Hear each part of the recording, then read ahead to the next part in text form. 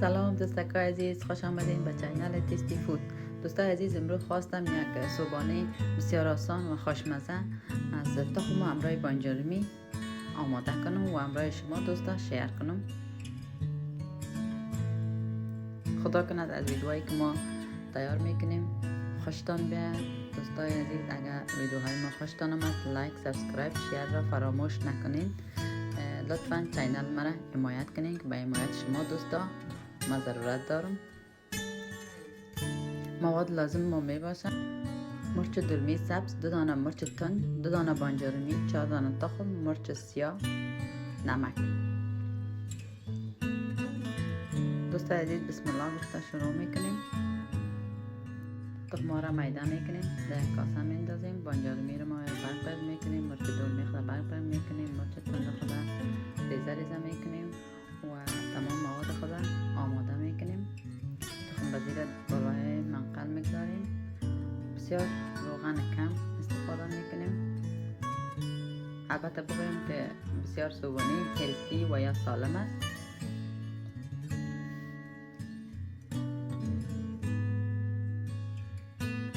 حال میخواییم بانجانیایی که ما برق کردیم در روغن بگذاریم.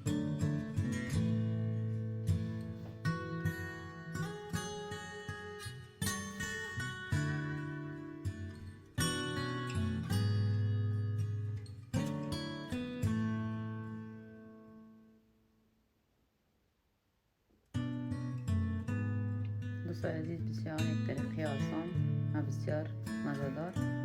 حال میخواییم مرچ دلمی که قبلا برق کردیم او را در روی روغن بگذاریم برای 1 الی 2 دقیقه تا بانجانی ما یکم خود سرخ کنه. و حال میخواییم تمام بانجانی ما خود به دیگری کنیم تا یه رویش هم یکم خود سرخ بکنه.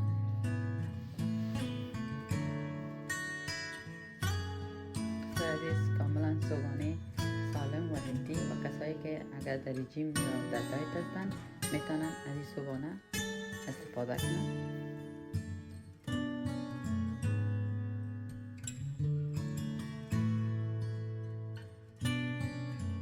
دوستای عزیز، تخمه که بعدا میده کردیم در کاسه انداختیم. حالا میخواییم خوب میکس کنیم.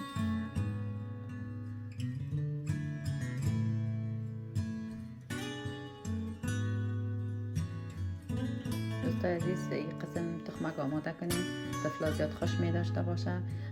به این فکر می باشه که پیتزاست، بخی شکل پیزا رو با خود میگیره و با موش علاقه که پیزا را دوست داره میخوره. ایران حتما نوش جان میکنه. حال میخواییم 1 قاشق نمک اضافه کنیم و 1 قاشق مرچ سیاه و بازم خوب میکس میکنیم تا تمامش میکس شود یا مخلوط شود.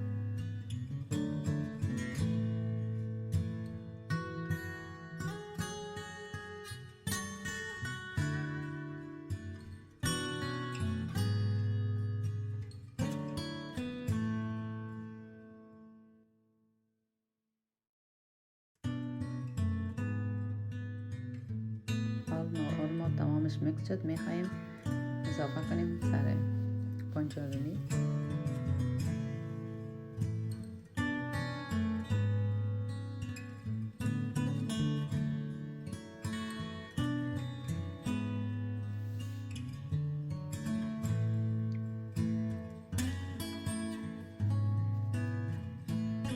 دوستای عزیز، یک صبحانه بسیار مفید و بسیار آسان و هم مزه‌دار.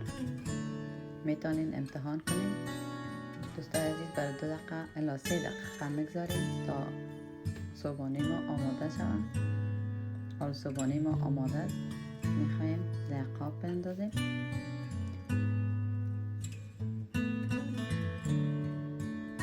دوستای عزیز، حالا میخوایم یک کمک مرچ سیاه در سرش اضافه کنیم و همراه مرچ تازه. بعض دوستای ما خوش دارن تند باشه و بعض براش تفاق اما خوب است بدون مرچ میتونن نوش جان کنن. و اگر میخواین تند باشه از سرش مرچ تازه تند استفاده کنید یا اضافه کنید.